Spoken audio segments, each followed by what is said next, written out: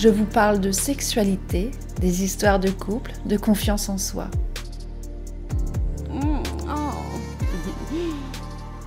La Voix d'Annie, un podcast pour les femmes et les hommes pour se réconcilier avec votre sexualité, l'apprivoiser, se l'approprier.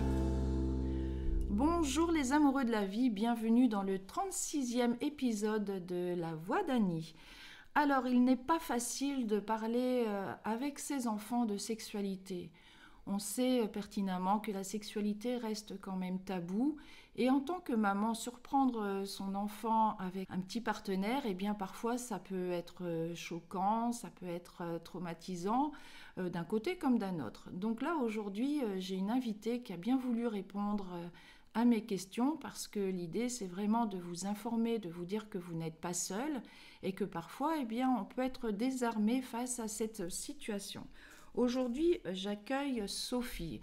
Bonjour Sophie. Bonjour Annie. Tu as quel âge Sophie ? J'ai 49 ans. Tu as 49 ans et tu as une fille qui s'appelle Inès qui a quel âge ? Elle va avoir bientôt 14 ans. Peux-tu nous raconter ce qui t'est arrivé dernièrement ?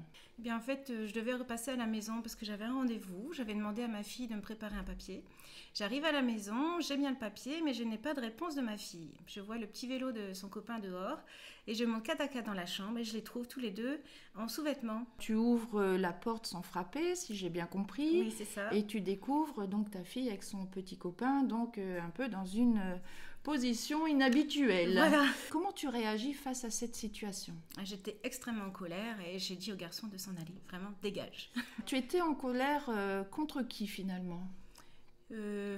Contre ma fille de se mettre en sous-vêtements devant ce garçon qu'elle connaissait depuis peu de temps.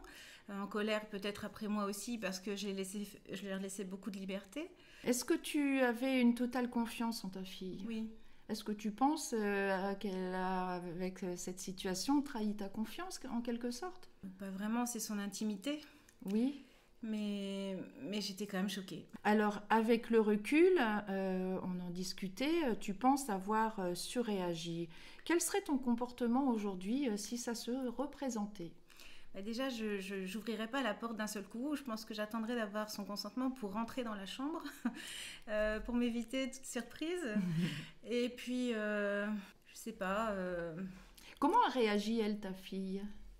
Elle se planquait sous la couette, elle avait limite honte. Dans votre relation, alors, quel impact que ça a eu, cette situation ? En fait, je suis plutôt contente parce qu'on ne s'est pas querellé. On a discuté encore derrière. Mais elle est restée toujours secrète sur ce qui s'était passé dans la chambre. Et toi, tu aurais envie de savoir ce qui s'est passé réellement ? Oui, vraiment pour savoir si j'avais raison de m'énerver, si c'était juste parce qu'ils avaient chaud ou voilà, ils en étaient dans leur relation. Qu'est-ce qui t'a le plus inquiété finalement dans cette situation ?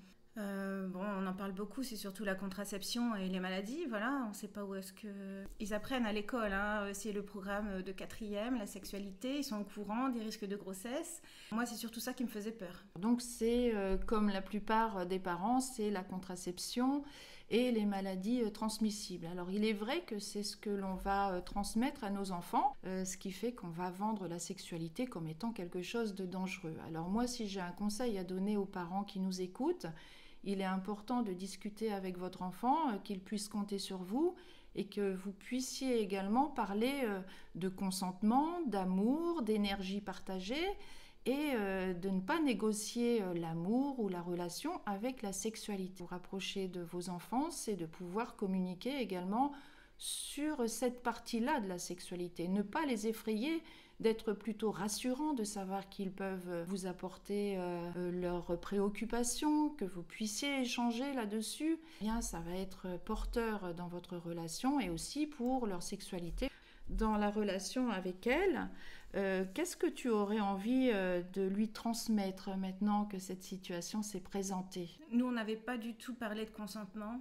Justement, alors toi, est-ce que c'était tabou ou pas dans ta famille ? Alors oui, on n'a jamais parlé de sexualité, j'ai jamais vu mes parents tout nus, c'était vraiment quelque chose dont on ne parlait pas à la maison. Comment ça s'est passé alors quand toi-même tu avais besoin peut-être de certains conseils en tant que jeune fille ? Avec mes parents, on n'en parlait pas du tout, on en parlait un petit peu avec les copines, mais Après, à l'époque, on donnait toujours la pilule pour les traitements d'acné. Donc, moi, j'ai eu la pilule, donc j'avais pas... Tu avais de l'acné ? Et j'avais un peu d'acné. Donc voilà, donc j'étais protégée. D'accord. Donc voilà, mes parents étaient tranquilles avec ça. Oui, oui. C'était pour ça que moi, j'insiste aussi sur la contraception avec ma fille. Je pense qu'on est... formaté là-dessus.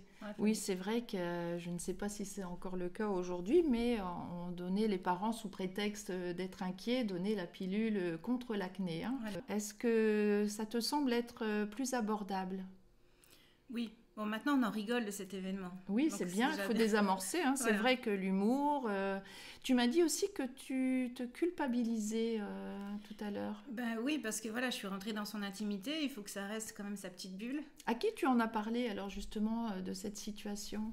Tout de suite, quand j'étais très très énervée, j'ai tout de suite essayé de chercher, je voulais en parler autour de moi. Alors j'ai cherché des amis qui avaient des enfants du même âge, et puis d'un seul coup, paf, Annie. Mais oui, Annie, c'est ma solution. Et donc je t'ai contactée tout de suite. Et donc tu as pu être quand même rassurée juste après ? Oui, j'étais rassurée. Juste après avoir récupéré ma fille qui était partie à ses activités extrascolaires, j'ai pu lui présenter mes excuses. Donc ça un gros désamorçage. Elle est restée toujours secrète sur l'événement, mais voilà, jamais de rancune, jamais de colère. On n'en a pas rediscuté vraiment. Et puis maintenant, c'est fini avec son petit ami. Alors moi, je suis soulagée. La relation n'était pas finalement aussi solide pour en arriver à un passage dans la sexualité, c'est ça ? Voilà. Alors, quel conseil pour conclure tu donnerais aux mamans qui nous écoutent, aux parents qui nous écoutent ? Le conseil, moi j'ai réagi tellement fort. Je pense que ça peut être aussi une façon de montrer à l'enfant qu'elle était prête à faire des bêtises, en fait, se donner comme ça à 13 ans. Mais bon, d'un autre côté, voilà, il faut bien discuter avant. Tu parlais du consentement, qu'ils soient vraiment sûrs de leur choix avant de passer à l'acte. Et surtout, ne pas se laisser forcer par un petit ami un peu trop gourmand. Qu'aujourd'hui, tu vas savoir trouver les mots dans le futur. Merci beaucoup Sophie d'avoir partagé cette histoire, parce que c'est vrai que c'est assez récurrent. Hein. On vient me voir pour ce genre de situation. On ne sait pas trop, on est un peu démunis avec nos enfants. C'est pas toujours simple de réagir au bon moment et de la meilleure façon. Mais sachez qu'on fait du mieux que nous pouvons. Merci beaucoup Sophie. Merci beaucoup à toi. Alors, je vous dis à bientôt les amoureux de la vie. Merci d'être de plus en plus nombreux à m'écouter de partout dans le monde. Je l'ai cité lors de mon dernier podcast. Vous pouvez partager ce podcast afin qu'il puisse aider d'autres parents qui se retrouvent dans cette même situation. À très vite les amoureux de la vie.